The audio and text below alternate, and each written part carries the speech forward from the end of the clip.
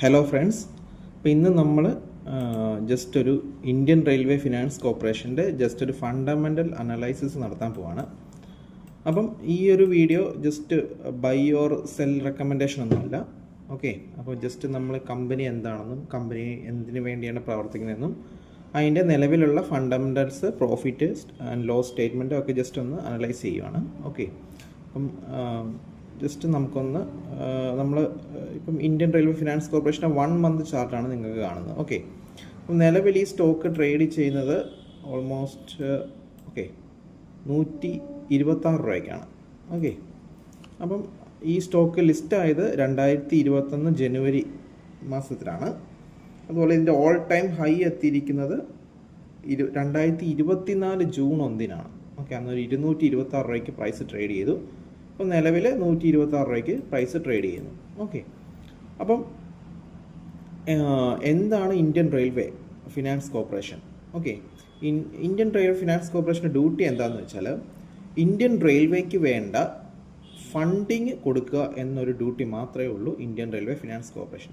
അതിന് government of ministry രൂപകൽപ്പന ചെയ്ത ഒരു ഫിനാൻസ് കോർപ്പറേഷനാണ് ഇന്ത്യൻ റെയിൽവേ. ഓക്കെ, അപ്പോൾ നമ്മൾ ബേസിക്കലി നമ്മൾ ഇന്ത്യൻ സ്ക്രീനേഴ്സിൽ പോയി കഴിയുമ്പോൾ ഇന്ത്യൻ റെയിൽവേ ഫിനാൻസ് കോർപ്പറേഷൻ്റെ ഡീറ്റെയിൽസ് നമുക്കിവിടെ കിട്ടും. അപ്പോൾ നമ്മൾ ഫണ്ടമെൻ്റൽ അനലൈസ് നടത്താൻ നേരത്ത് നമ്മൾ ഫസ്റ്റ്ലി നമുക്ക് ജസ്റ്റ് ബേസിക്കായിട്ടുള്ള ഡീറ്റെയിൽസ് ഇവിടെ അവൈലബിൾ ആയിട്ടുണ്ട് അല്ലേ. Market capitalisation, return of investment, Piotroski score. Okay, that is good. 8 ആണ് ഇവിടെ കാണുന്നത്. Okay, anything above 7 is a good for any stock. Petrol score 7 ഉള്ള ഏത് സ്റ്റോക്ക് എടുത്താലും അത് നല്ലതായിരിക്കും. ഓൾമോസ്റ്റ് അതിൻ്റെ ഫണ്ടമെൻ്റൽസ് എല്ലാം നല്ലതായിരിക്കും. ഓക്കെ, അപ്പോൾ ഇവിടെ 8 തരുന്നത് which is A very good score. Okay, അതുപോലെ ഇതിൻ്റെ കറണ്ട് പ്രൈസ് 126 രൂപ, ഡിവിഡൻറ്റ് 1.27%.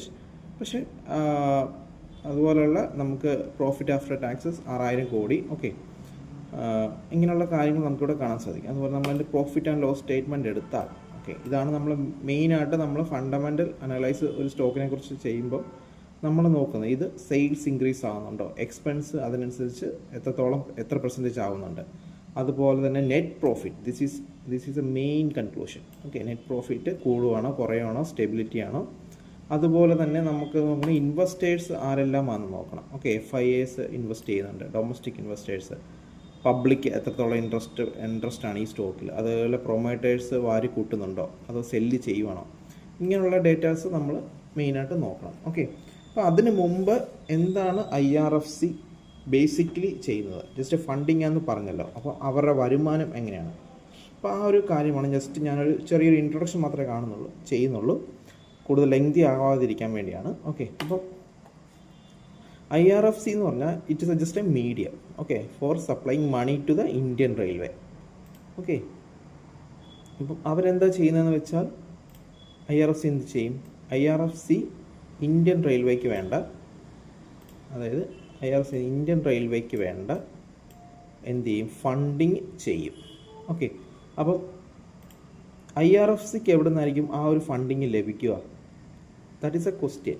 ഓക്കെ, IRFCക്ക് എവിടെ നിന്നായിരിക്കും ആ ഒരു ഫണ്ടിങ് ലഭിക്കുക? They will borrow money from the lenders or large financial ഇൻസ്റ്റിറ്റ്യൂഷൻ്റെ നിന്ന് അവർ എന്ത് ചെയ്യും? കടം വാങ്ങും. ഓർ അവർ ഇത്ര നാളത്തേക്ക് കോൺട്രാക്റ്റിൽ ഇത്ര രൂപ വെച്ച് ഇത്ര കോടികൾ ലെൻഡേഴ്സിൻ്റെ നിന്ന് വാങ്ങും.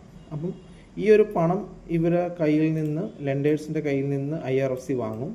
ശേഷം എന്ത് ചെയ്യും? IRFC എന്ത് ചെയ്യും? അത് വെച്ച് ഇന്ത്യൻ റെയിൽവേക്ക് വേണ്ട സാധനങ്ങൾ, അല്ലാതെ ബോഗിയോ അതായത് ഇന്ത്യൻ റെയിൽവേക്ക് വേണ്ട ഡെവലപ്മെൻറ്റിന് വേണ്ടിയുള്ള സാധനങ്ങളോ, അല്ലെങ്കിൽ ഇൻഫ്രാസ്ട്രക്ചർ ഡെവലപ്പിന് വേണ്ടിയുള്ള മെറ്റീരിയൽസോ, അല്ലെങ്കിൽ ഡയറക്റ്റ് ഫണ്ടിങ്ങോ, അങ്ങനെയുള്ള കാര്യങ്ങളെല്ലാം ഇന്ത്യൻ റെയിൽവേ ഫിനാൻസ് കോർപ്പറേഷൻ നേരിട്ട് നടത്തും. എന്നിട്ട് എന്ത് ചെയ്യും? ഇത് ലീസിന് ഇന്ത്യൻ റെയിൽവേക്ക് കൊടുക്കും, ഒരു ഇത്ര വർഷത്തെ കോൺട്രാക്റ്റിന്. ഓക്കെ, അപ്പം നിലവിൽ IRFC ലെൻഡേഴ്സിൻ്റെ നിന്ന് മണി ബോറോ ചെയ്യുമല്ലോ. അപ്പം അതിനൊരു ഇൻട്രസ്റ്റ് കാണും. ആ ഇൻട്രസ്റ്റ് എന്ന് പറയുന്നത് ഓൾമോസ്റ്റ് ഒരു 5% ആയിരിക്കും. ഓക്കെ, ശേഷം ആ ഒരു എമൗണ്ട് വെച്ചിട്ട് എന്ത് ചെയ്യും? IRFC മെറ്റീരിയൽസ് വാങ്ങും, അല്ലെങ്കിൽ ഇന്ത്യൻ റെയിൽവേക്ക് വേണ്ട എന്താണോ, ഇപ്പം at least purchasing A new bogie, ഇപ്പം ഒരു കമ്പനിക്ക് കോൺട്രാക്റ്റ് കൊടുക്കണം ഇത്ര കോടിയുടെ, ആ ഫണ്ടിങ് ആര് ചെയ്യും? IRFC ചെയ്യും. ശേഷം എന്ത് ചെയ്യും? ഇന്ത്യൻ റെയിൽവേക്ക് അത് സപ്ലൈ ചെയ്യും. അപ്പം സപ്ലൈ ചെയ്യുമ്പം IRFC ഇവരുടെ കയ്യിൽ നിന്നൊരു ഇൻട്രസ്റ്റ് ലീസ് റെൻറ്റ് അല്ലെങ്കിൽ ലീസ് അസറ്റ് എന്ന് പറയുന്ന പോലെ അസറ്റ് അങ്ങോട്ട് കൊടുക്കും, അതുപോലെ ലീസ് റെൻറ്റ് ഒരു റെൻറ്റ് വാങ്ങും. അപ്പോൾ ആ റെൻറ്റ് എന്ന് പറയുന്നത് 6.5% ആയിരിക്കും. ഓക്കെ, അപ്പോൾ ഇവിടുത്തെ ഈ നെറ്റ് ഡിഫറൻസ് എന്ന് പറയുന്നത് എത്ര ആയിരിക്കും? നെറ്റ് ഡിഫറൻസ് എന്ന് പറയുന്നത് 1% ആയിരിക്കും, അല്ലേ? 1.5% ആയിരിക്കും. അപ്പോൾ ഈ ഒരു 1.5% ആയിരിക്കും IRFCയുടെ പ്രോഫിറ്റ് എന്ന് പറയുന്നത്. ഓക്കെ, അപ്പോൾ നിലവിൽ ഇതാണ് IRFC കറൻ്റ്ലി ചെയ്തുകൊണ്ടിരിക്കുന്നത്.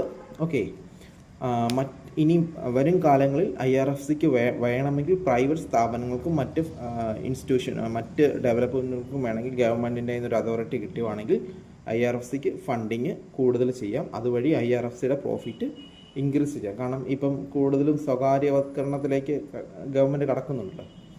അപ്പം നിലവിൽ കറണ്ട് സിറ്റുവേഷനിൽ 2025 അത് ചെയ്യുന്നില്ല. ഇനി വരും കാലങ്ങളിൽ നമുക്കത് എക്സ്പെക്റ്റ് ചെയ്യാം. ഓക്കെ, അപ്പം ഇതാണ് IRFCയുടെ നെറ്റ് പ്രോഫിറ്റ് എന്ന് പറയുന്നത്. ഇങ്ങനെയാണ് IRFC ഇൻകം ഉണ്ടാക്കുന്നത്. ആ ഒരു ഇൻട്രസ്റ്റാണ് IRFCയുടെ വരുമാനം. അപ്പം അതൊരു വലിയൊരു ഹ്യൂജ് മണിയാണോ IRFC സംബന്ധിച്ച്? നമുക്ക് ചെക്ക് ചെയ്യാം. Okay,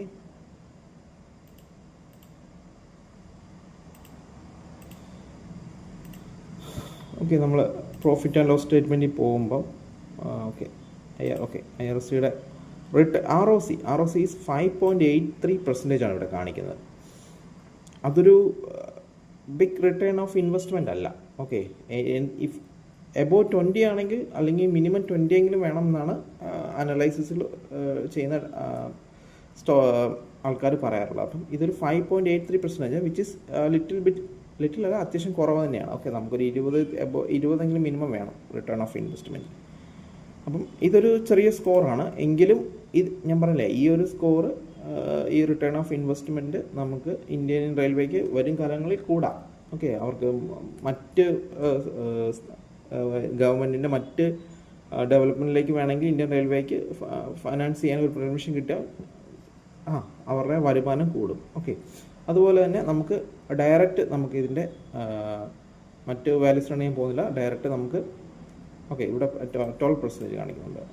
ROCE 5.83 and this is 12.8%. Okay, അപ്പോൾ ഇതെല്ലാം ബിലോ 20 ആണ്. നമുക്ക് എബോവ് 20 ആണെങ്കിൽ മാത്രമേ നമുക്കൊരു ഗുഡ് ആണെന്ന് നമുക്ക് പറയാൻ പറ്റത്തുള്ളൂ. ഓക്കെ, അപ്പോൾ ദിസ് ഈസ് ഓക്കെ, ആ ഒരു വാല്യൂ ഓക്കെ ആണെന്നേ പറയാൻ പറ്റുള്ളൂ. അതുപോലെ തന്നെ ഞാൻ പറഞ്ഞില്ലേ, പെട്രോസി സ്കോർ 8 ഉണ്ട്.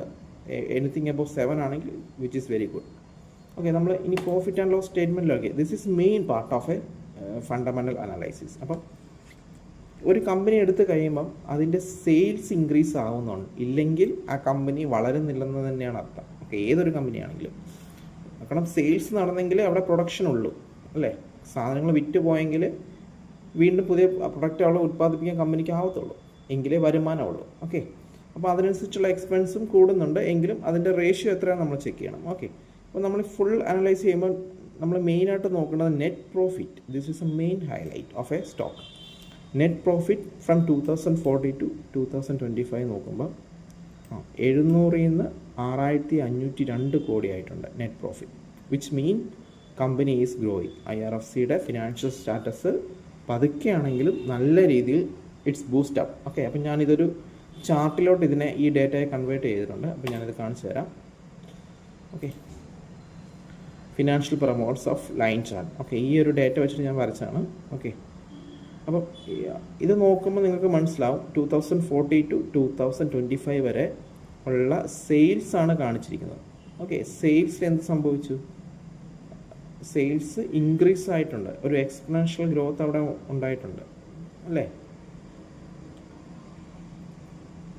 അതായത് 2024 ഏറ്റവും കൂടുതൽ ഹൈ ആയിട്ട് വന്നത്, അതിനുശേഷം ഒരു സ്റ്റഡി ആയിട്ട് പോകുന്നുണ്ട്. അതുപോലെ ഓപ്പറേഷൻ പ്രോഫിറ്റ് ഓവർ ടൈം എന്താണ്? അതും ഇറ്റ്സ് റീച്ചിങ് ഓൾ ടൈം ഹൈയിലോട്ട് തന്നെ പോയിക്കൊണ്ടിരിക്കുകയാണ്. 25,000 കോറിൽ എബോവ് ആണ് പോയേക്കുന്നത്. അതുപോലെ net profits over time. Okay, over ടൈമിലും 2040 വെച്ച് this is increasing. So the data is very good in a positive way. Okay, data positive വേയിലാണ്. അപ്പം ഇതെല്ലാം നോക്കുമ്പം IRFC is growing, company is growing.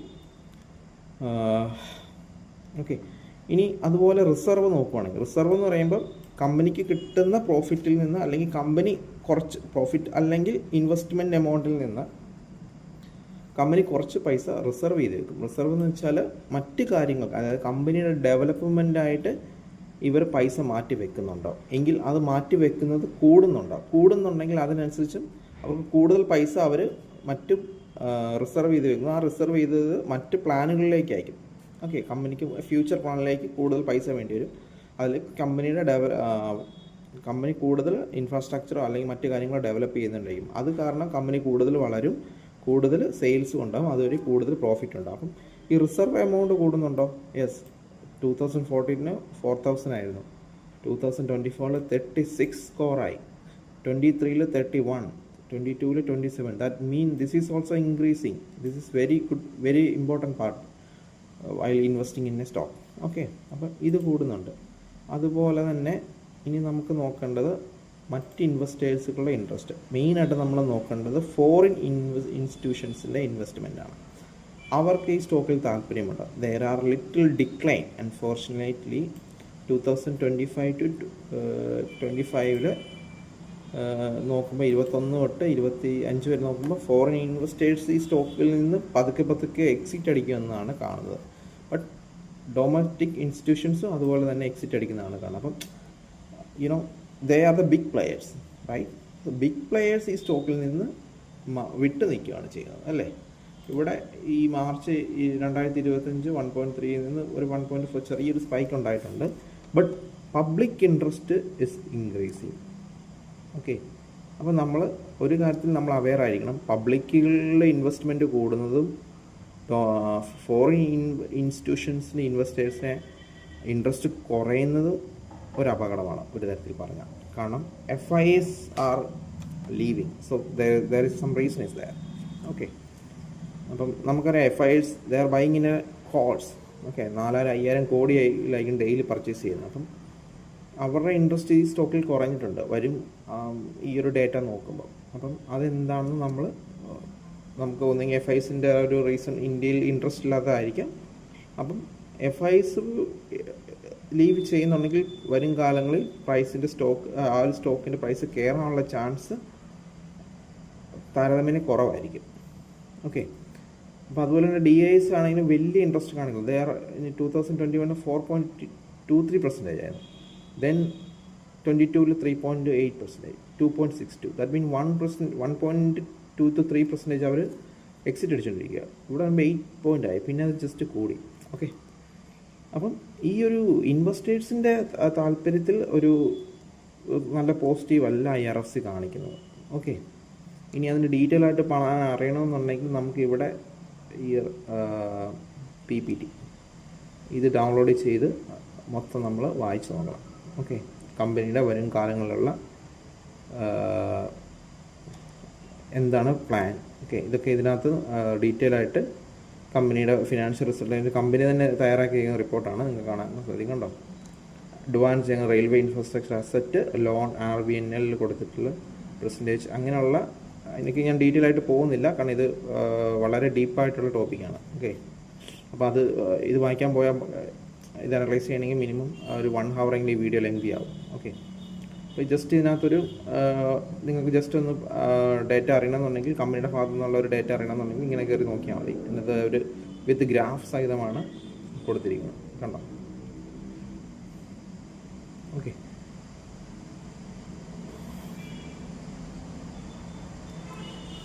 അപ്പോൾ നമുക്ക് ഇതിലേക്ക് ഞാൻ പോകുന്നില്ല. അപ്പം നമ്മുടെ ഈ ഒരു ഡേറ്റ, ഓക്കെ, മെയിനായിട്ട് നമ്മൾ സ്ക്രീനേഴ്സ് ആണല്ലോ ഉപയോഗിക്കുന്നത്.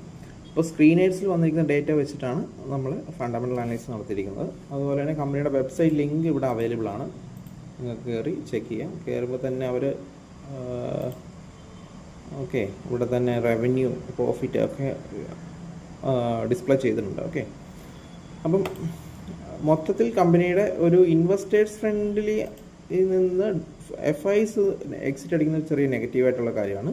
ബട്ട് പബ്ലിക് ഇൻട്രസ്റ്റ് കൂടുന്നുണ്ട്. ഈ ഒരു കാര്യം ഒഴിച്ചാൽ ബാക്കി എല്ലാ കാര്യങ്ങളിലും അത്യാവശ്യം പോസിറ്റീവായിട്ട് തന്നെയാണ് കാണിക്കുന്നത്. ഓക്കെ, അതുപോലെ തന്നെ കമ്പനിയുടെ ഡിവിഡൻഡ് കാണിക്കുന്നുണ്ട്. അത്യാവശ്യം വലിയ മോശമല്ലാത്ത ഒരു ഡിവിഡൻഡ് കമ്പനി തരുന്നുണ്ട്. ഓക്കെ, ഇനി apart from this what is chart showing? That is a not fundamental analyse, this is a technical analyse. Okay, അപ്പോൾ അതിനെക്കുറിച്ച് നമ്മൾ വേറൊരു വീഡിയോയിൽ ഞാൻ ചെയ്യാം. പക്ഷേ ജസ്റ്റ് ഒരു മിനിറ്റ് കൊണ്ട് ഞാനത് പെട്ടെന്ന് പറഞ്ഞു തരാം. ഈ ഒരു കറണ്ട് സിറ്റുവേഷനിൽ 126 റുപ്പീസ് ട്രേഡ് ചെയ്യുമ്പോൾ there is no increasing volume അല്ലേ?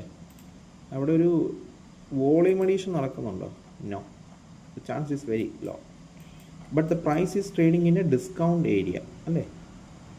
ഡിസ്കൗണ്ട് ഏരിയയിലാണ് പ്രൈസ് ട്രേഡ് ചെയ്യുന്നത്. അപ്പം if you are a investor and looking for opportunity in this stock, first you have to take a advice from your financial adviser.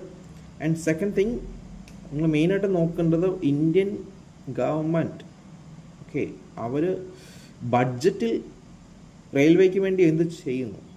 Okay, കഴിഞ്ഞ 2024 റെയിൽവേക്ക് വേണ്ടി അവർ കുറേ കാര്യങ്ങൾ അവതരിപ്പിച്ചു. അപ്പം സ്റ്റോക്ക് നല്ല രീതിയിൽ പെർഫോം ചെയ്തു. ബസ് 2025 വലിയ കാര്യമായിട്ടുള്ള പെർഫോമൻസ് റെയിൽവേക്ക് കിട്ടിയില്ല. അപ്പം ഒരു വർഷം നന്നായിട്ട് പെർഫോം ചെയ്തുകൊണ്ട് നെക്സ്റ്റ് ഇയർ പെർഫോം ചെയ്യണമെന്ന് യാതൊരു ഗ്യാരണ്ടി ഇല്ല. അപ്പം ഈ ഒരു സ്റ്റോക്കിലേക്ക് നിങ്ങൾ നോക്കുന്നുണ്ടെങ്കിൽ ഇപ്പം കറണ്ട് സിറ്റുവേഷനിൽ ബഡ്ജറ്റിൽ കാര്യമായിട്ടൊന്നും അവതരിപ്പിച്ചിട്ടില്ല. സോ ബഡ്ജറ്റിൽ എന്തെങ്കിലും അവതരിപ്പിക്കുന്നുണ്ടോ ഇനി വരും കാലങ്ങളിൽ? എന്തായാലും റെയിൽവേക്ക് എന്തായാലും ഗവൺമെൻറ് സപ്ലൈ ചെയ്താൽ പറ്റും. അപ്പോൾ അത് നല്ല രീതിയിൽ പോസിറ്റീവ് ആണോ എന്ന് നോക്കുക. സെക്കൻഡ് തിങ്, പ്രൈസ് ഏത് നിങ്ങളൊരു ഡിസ്കൗണ്ട് പ്രൈസ് റേഞ്ചിലാണോ നോക്കുക. തേർഡ് തിങ്, വോളിയം അഡീഷൻ നടക്കുന്നുണ്ടോ നോക്കുക. ഇങ്ങനെയുള്ള കാര്യങ്ങൾ അനലൈസ് ശേഷം ജസ്റ്റ് നിങ്ങളായിട്ടുള്ള അനലൈസ് ചെയ്ത ശേഷം നിങ്ങളൊരു ഡിസിഷൻ എടുക്കുക. ഓക്കെ, അപ്പം എന്നെ സംബന്ധിച്ച് സ്റ്റോക്ക് ഇപ്പം നല്ല രീതിയിൽ ബൈ ചെയ്യാൻ പറ്റുന്നതാണെന്ന് ചോദിച്ചാൽ I won't say it's no, because technical answer there is no volume addition. Okay, അങ്ങനെ ഒരു വോളിയം അഡീഷൻ ഒന്നും നടക്കില്ല. That mean investors are going back from this stock. Okay, so price കുറച്ചൊരു ഡൗൺ ആവാം. ഓക്കെ, സോ ഇനി ആരെങ്കിലും താല്പര്യം ഉണ്ടെങ്കിൽ ഓക്കെ ഫസ്റ്റ് നിങ്ങളായിട്ടുള്ള അനലൈസ് നടത്തുക. അപ്പോൾ ഇത്രയും കാര്യങ്ങളാണ് ഞാൻ വീഡിയോയിൽ ഡീറ്റെയിൽ ആയിട്ട് പറഞ്ഞിട്ടുള്ളത്. ഇനി വേറൊരു വീഡിയോ കൂടെ IRFCയെ കുറിച്ച് ചെയ്യുന്നതാണ്. അതിൽ IRFCയുടെ ഫ്യൂച്ചർ പ്ലാൻസ് അതിനെക്കുറിച്ച് മാത്രമായിട്ടൊരു ഡീറ്റെയിൽ വീഡിയോ ഒരു 10 to 15 മിനിറ്റിനുള്ളിൽ ഞാൻ ചെയ്തു തീർക്കാം. അപ്പോൾ മറ്റെന്തെങ്കിലും ഡൗട്ട് ഉണ്ടെങ്കിൽ കമൻറ്റ് ചെയ്യുക. അതുപോലെ തന്നെ ഈ ഒരു വീഡിയോ സ്റ്റോക്ക് ബൈയിങ് റെക്കമെൻഡേഷൻ ആയിട്ട് എടുക്കല്. I am not a SEBI registered analyst.